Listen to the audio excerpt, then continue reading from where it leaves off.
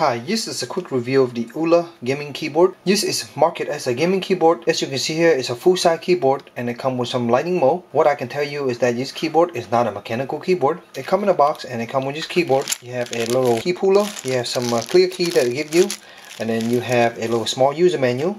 There's no software needed for this keyboard and you can control all the lighting and everything on this keyboard. So just a typical USB cable, got a little shield here. I'm going to go ahead and plug it in and kind of give you an idea what the lighting look like.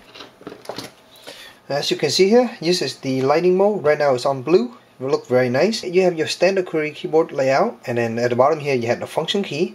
So on this side you don't have a window key. On this side you have the window key, but on this side you do not have a window key. So basically to change the lighting mode, you basically hold down function, and then you can just change the different lighting mode here by just selecting the middle 5 here on the numpad. You go to red, kind of like pink, and then here it's blue, back to blue. So you have those 3 different colors, as you can see. Look very nice. I have the monitor turned off and only a small light in the room, so you can see. Look very nice. It's actually red, but on camera it's showing up a little bit more orange, but it's red. And up top here you have your 3 LED to indicate a different mode. So you have your numpad here, of course, cap lock, and then your scroll lock, and then you also have this gaming mode, which you can turn on by holding down function, and then F12, and that turn on the gaming mode, which you can see here. The LED will go off. And with the gaming mode, all that does is just disable the window key. So beside the changing of the color here, you also can adjust brightness. Hold out the function key. Brightness go up all the way here. You go all the way up, it will basically go into just pulsating mode, where it's pulsating in that red color. Let me change color here, you can see.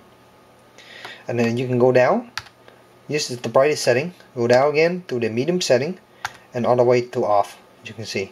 So on, bright, and then back to that pulsating mode.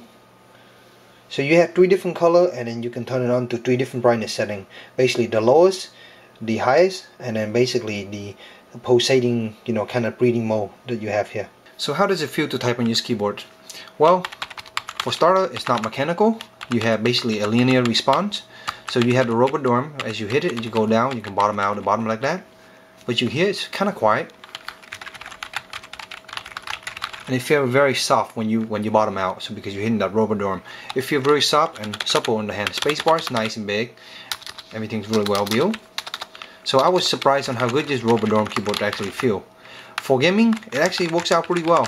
The travel distance on these keys are not as good as my MX Blue over here, but it has a decent amount of travel.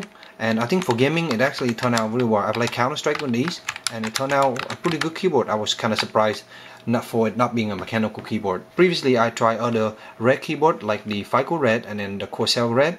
And this keyboard doesn't feel nice at those, but of course, still a pretty decent keyboard. I was surprised. If you're looking for a mechanical keyboard, get a mechanical keyboard. But if you just want a keyboard that's nice for gaming, consider this. It's actually really nice, especially for FPS gaming. Not very loud, has a nice decent feedback. I just don't know what the durability of a Roboderm switch like these, but for it being not very expensive, it's pretty nice. So kind of give you an idea here, I'm gonna type on this keyboard first. You can kind of hear the noise. Now I'm gonna go to my blue keyboard.